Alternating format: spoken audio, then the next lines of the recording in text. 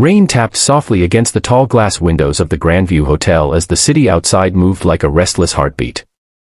Cars rushed past glistening streets, umbrellas danced in the wind, and in the middle of it all stood a young woman named Sara Malik, nervously adjusting the burgundy ribbon tied around her neck. She wasn't supposed to be here tonight. She wasn't even a hotel receptionist. She had only filled in because her best friend Aisha had called her in desperation, whispering through the phone that she'd fallen sick and no one else could cover the night shift.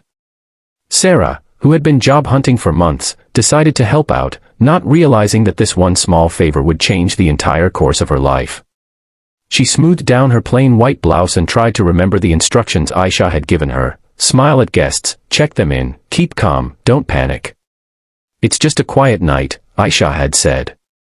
But the storm outside told a different story. The grand lobby, though warm and golden, felt like a stage waiting for its main actor to enter. The clock struck 10:37 p.m. when the lobby doors slid open with a soft hiss, and in walked a man who seemed to carry the night with him. He wasn't like the tired travelers or cheerful tourists she'd seen earlier. His presence felt heavy. A tall figure in a tailored charcoal suit, his hair wet from the rain, his jawline sharp like it was carved with purpose. His eyes, dark and piercing, scanned the lobby once before locking onto her. Sara's heart skipped. Something about the way he walked, calm and assured, made the space around him quiet down. He didn't need to speak to command attention, the air just shifted. She swallowed nervously as he approached the desk, each step echoing faintly on the marble floor. "Good evening, sir," she managed to say, forcing a professional smile. "Welcome to Grandview Hotel. Do you have a reservation?" The man tilted his head slightly, his lips curving into the faintest smirk, not arrogant but knowing. "No reservation," he replied in a deep, smooth voice that sent a ripple down her spine. "But I believe you'll find a room for me." She blinked, tapping quickly on the computer, hands trembling just slightly. "Of course, sir," she said, praying she wouldn't mess up. "May I have your name?" He leaned a little closer, and for a second she caught the scent of rain, musk, and something warm, expensive. "Armaan," he said simply. No last name. Just Armaan. She typed it in, but of course, nothing came up. "Mr. Armaan," she continued politely, "we have a few luxury suites available." "Would you like the top floor?" he interrupted gently, not unkindly, just certain. "The penthouse." Sara froze for a second. The penthouse was almost always reserved for VIPs, the kind of guests who booked months in advance. But something about his tone made her hesitate to say no. "I'll see what I can do," she whispered. To her surprise, the system showed a rare availability, the last-minute cancellation she'd overheard the manager talk about earlier. "It's available," she said softly.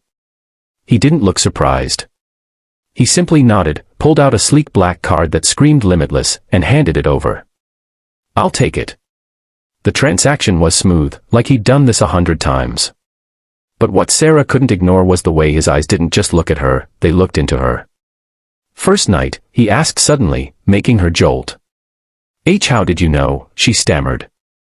His smirk deepened just a little. "Because you're too honest," he said. "Real receptionists know how to hide their nerves." She bit her lip, feeling embarrassed, but before she could respond, he added softly, "That's not a bad thing." His voice had dropped lower, almost kind. She handed him the room key, trying to steady her hands. "Room 2201, sir. Penthouse. Enjoy your stay." He took the key, his fingers brushing hers for the briefest second, sending an electric shiver up her arm. "Thank you, Sara," he said, using her name without her telling him. She froze again. "How, name tag," he replied smoothly, glancing at the small badge pinned to her shirt before turning away. She exhaled, unaware she'd been holding her breath. But just before stepping into the elevator, he paused, turned his head slightly, and said, "You might want to fix that ribbon. It's slightly crooked." Then the doors closed, leaving her heart pounding like a drum in her chest. For the rest of the shift, Sara couldn't stop replaying that brief encounter in her mind. There was something about him. Not just the money, though everything about him screamed wealth, but the mystery. Who was this man who walked in like he owned the world but spoke like he carried secrets heavier than gold? At 1 a.m., when the hotel grew quiet and the storm softened, the elevator dinged again. To her surprise, Armaan reappeared. No jacket, just his black shirt rolled up at the sleeves, wet hair now slightly dried. He walked toward the counter slowly, not rushed, not tired. "Could I get a coffee?" he asked, and even though room service could have brought it to him, he'd come down himself. "Of course," she said, fumbling slightly before offering to prepare it herself from the lobby bar.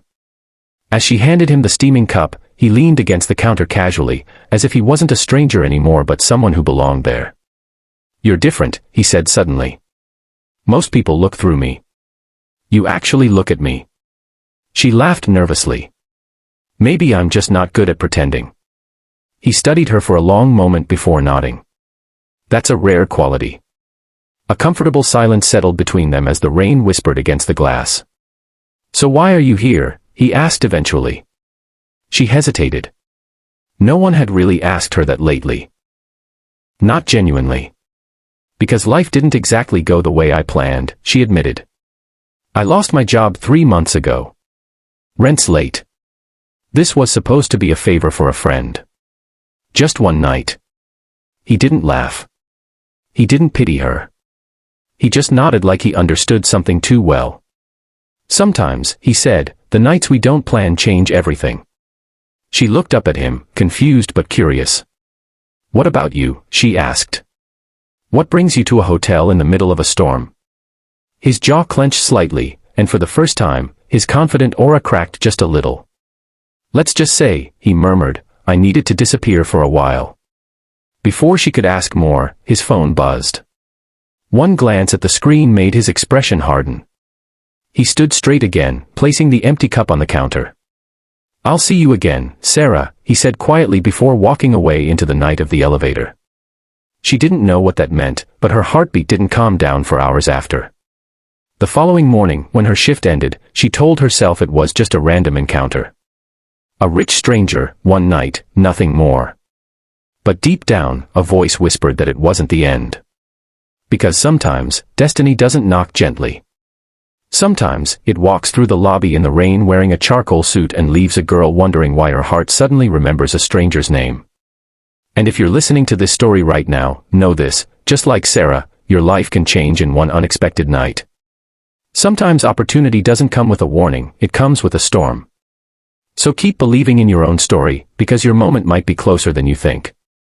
Backhand index pointing right if you felt something while listening to Sara's story. Don't forget to like, share, and subscribe for more emotional, life-changing stories. Your support helps us bring more powerful tales to life. Sparkles.